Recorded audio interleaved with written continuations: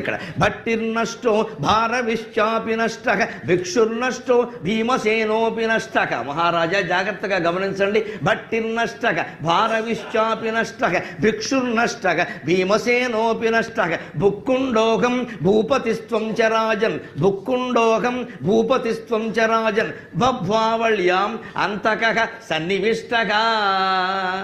యమధర్మరాజు భాగుణింతం మీద పగబట్టాడండి. అందుకే బకారకారముల భా బట్టిపోయాడు. తర్వాత భాకారము భారవి పోయాడు. తర్వాత భిక్షువు పోయాడు. తర్వాత భీమసేనుడు పోయాడు. ఇప్పుడు నేను పోతే తర్వాత నువ్వు పోతావని.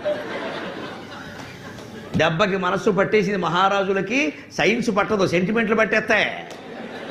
సినిమా వాళ్ళు ఒకళ్ళు, రాజకీయ నాయకులు ఒకళ్ళు విపరీతంగా సెంటిమెంట్లు ఉంటాయండి వాళ్ళకి. సినిమాలన్నీ శుక్రవారమే రిలీజ్ అవుతాయి. ఎందుకంటే శుక్రవారం నాడు రిలీజ్ చేసి కొన్ని విజయవంతమయ్యాయి అంతే లెక్క. ఇంకా వాళ్ళు ఇంకోటి ఉండదు. ఎందుకంటే కోట్లు పెడుతున్నారు, అక్కడ కోట్లు పెడుతున్నారు, సెంటిమెంట్ పనిచేస్తుంది. కూలివాడిని గమనించండి మీరు.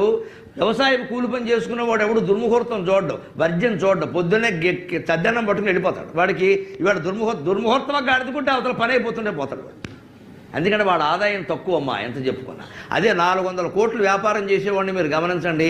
ఇటక ముక్క సరిగ్గా పెట్టారా, మంత్రం సరిగ్గా చదివారా, బొట్టు సరిగ్గా పెట్టారా, గొయ్యి సరిగ్గా తవ్వారా, నీళ్ళు సరిగ్గా పోసారా, ముత్తైదు ఎదురొచ్చిందా లేదా, ఇవన్నీ పెడతారు అక్కడ. వీడు చేసే వ్యాపారానికి ముత్తైదు ఎందుకంటే పని లేక. ఎందుకంటే మనసు ఇవన్నీ ఎక్కడి నుంచి వచ్చాయో గమనించండి. ఇవన్నీ మనస్సులో భయం. 400 కోట్లు పెట్టాం, 400 కోట్లు పెట్టాం, ఏమవుతుందో దాని వెనకాల ఇవన్నీ వచ్చేసాయి. లేకపోతే ముత్తైదు శకునం శుభమని, వితంతు అశుభమని ఎలా చెబుతారంటే ఏ శాస్త్రంలోనూ లేదమ్మా.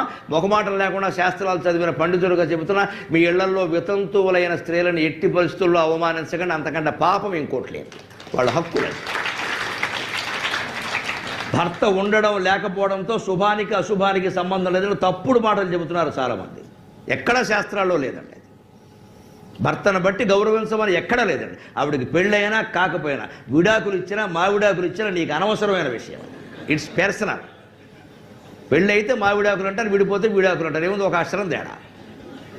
పెళ్ళికి మావిడాకులు కడతారు, ఎందుకో తెలుసా?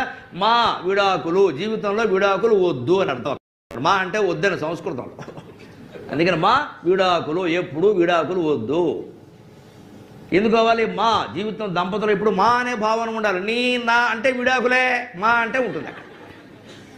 మీ వాళ్ళు వచ్చారు, మా వాళ్ళు వచ్చారు అన్నది, మన వాళ్ళు వచ్చారు అంతే. అంచేతను ఎప్పుడు వితంతువులను మనం అవమానించకూడదని చాలా ఆధునిక సమాజంలో బతుకుతున్నాం. కందుకూరు వీరేశలింగం గారు, రఘుపతి వెంకటరత్నాయుడు గారు ప్రాణాలకు తెగించి సంస్కరణ చేశారమ్మా వాళ్ళ బతుకులు కాపాడడానికి. ఆవిడ ఏముండాలి, ఆభరణాలు పెట్టుకోవాలా, ఏం ఆవిడిష్టం, అది మనవెవరు నిర్ణయించడానికి. భర్తతో ఉండే అనుబంధాన్ని బట్టి